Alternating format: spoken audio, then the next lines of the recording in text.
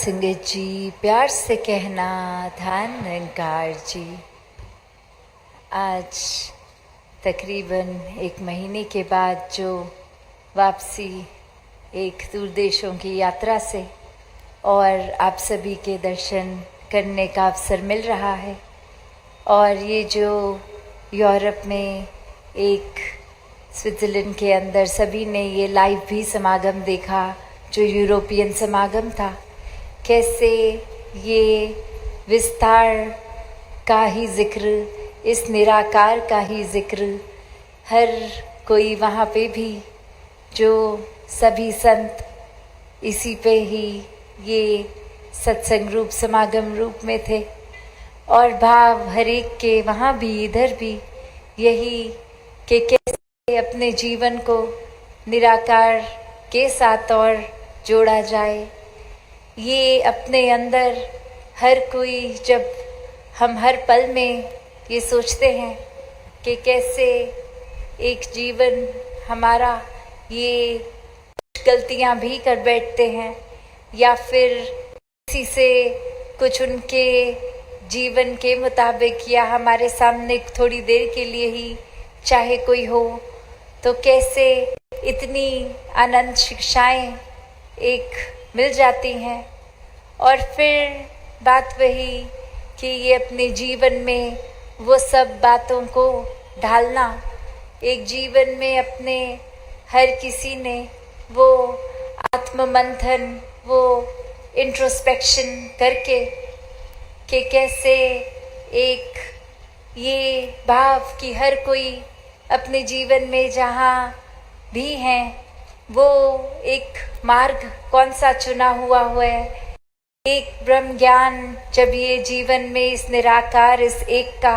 आ गया, तो फिर ये ही ब्रह्म ज्ञान पर जीवन आधारित करे हुए क्या ये मार्ग, चाहे पता है सही मार्ग है, फिर भी हम अपने जीवन को उस मार्ग पे रख रहे हैं या नहीं, या फिर रहे हैं।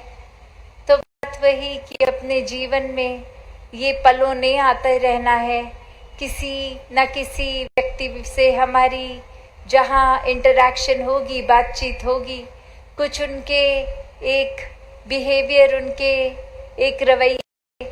एक अच्छी चीज़ें भी हम पकड़ सकते हैं, बुरी चीज़ें भी। तो ये सिर्फ चुनकर अपने जीवन में ढालने की बात तो एक तरफ, पर कैसे हम अपने अंदर भी झांका करें कि हम एक हर एक की टिप्पणी तो एक सेकंड में कर देते हैं कि ये अच्छे हैं, ये बुरे हैं, इनके अंदर खासियत है या ये बुराई है। पर जब बात अपनी आती है तो अक्सर एक अपने बारे में कोई हमसे अगर पूछता भी है तो सोच में पड़ जाते हैं। हमें अगर 1-2 लाइनों में अपने आप के बारे में बताना है तो हम वो क्या बात रखें, एक इतनी गहराई में उस तरह गए ही नहीं होते,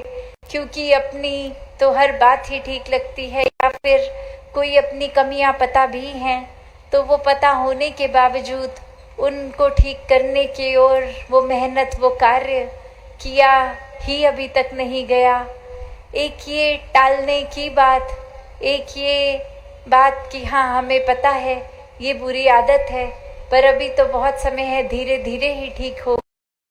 तो बात वही, जिनको तो वाकई ही अपना सुधार करना होता है, उनके लिए बस एक इशारा ही काफ़ी है, एक अपनी ये सोच